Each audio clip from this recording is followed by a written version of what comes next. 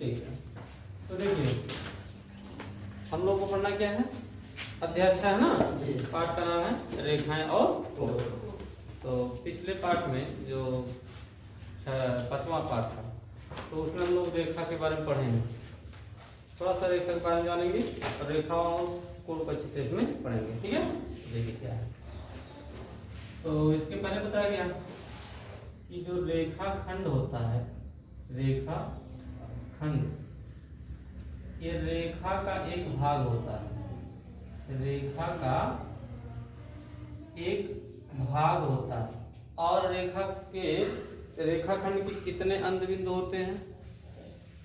रेखाखंड के कितने अंत बिंदु होते हैं बताओ जल्दी से सुभाष। दो अंत बिंदु होते हैं। और किरण के कितने अंत बिंदु होते हैं? एक अंत बिंदु होता है। ठीक है ना, ये पिछले अध्याय में पढ़ चुके हम लोग। तो रेखाखंड क्या होता है? रेखा का एक भाग होता है। जैसे ये रेखा हमने खींच दिया तो ये रेखाखंड का एक भाग ही होता है। ठीक है ना, और इसके दो अंत बिंदु हैं। जैसे कि दो अंत बिंदु आप देख पा रहे हैं, पहला अंत बिंदु ए और दूसरा अंत बिंदु बी हो गया। किरण में क्या होता है? किरण में एक ही अंत बिंदु होते हैं। किरण में एक ही अंत बिंदु होता है। जैसे कि यहाँ देख लो, अब किरण के बारे में क्या बताया गया है? जैसे कोई टार्च है, अगर हम टार्च जलाएंगे तो टार्च से प्रकाश निकलेगा तो एक ही दिशा में तो जाएगा।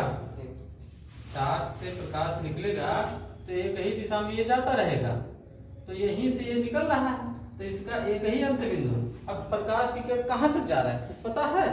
अनंत तक जा रहा है। तो इस तरह से किरण का एक ही अंत बिंदु होता है और ये कहाँ तक जाएगा? अनंत तक जाएगा। और रेखा के बारे में क्या बताया गया? रेखा को अनिश्चित रूप से दोनों तरफ बढ़ाया जा सकता है। ठीक है ना। अब ये रेखाएं मिल करके ही आकृति का निर्माण करती हैं। अब कौन सी आकृति का निर्माण करती हैं?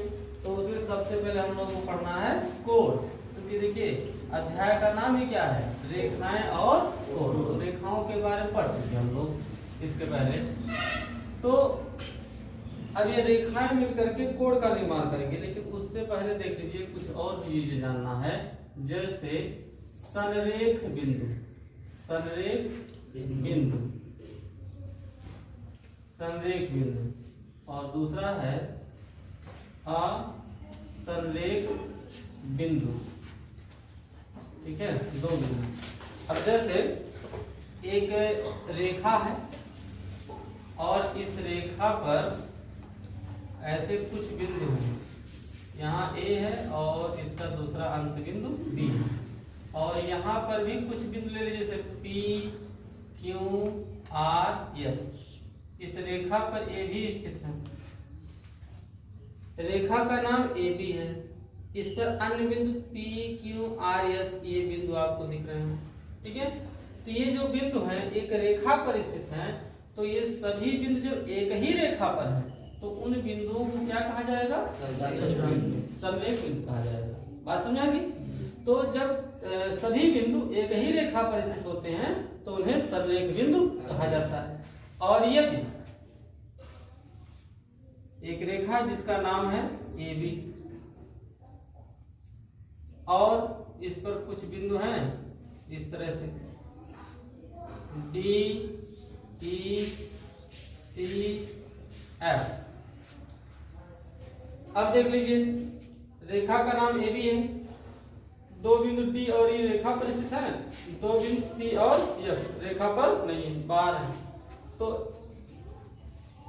इसमें से अगर आपसे पूछे कि संरेख कौन है और असंरेख कौन है, तो असंरेख का मतलब जो बिंदु रेखा पर स्थित नहीं होते, जो बिंदु रेखा पर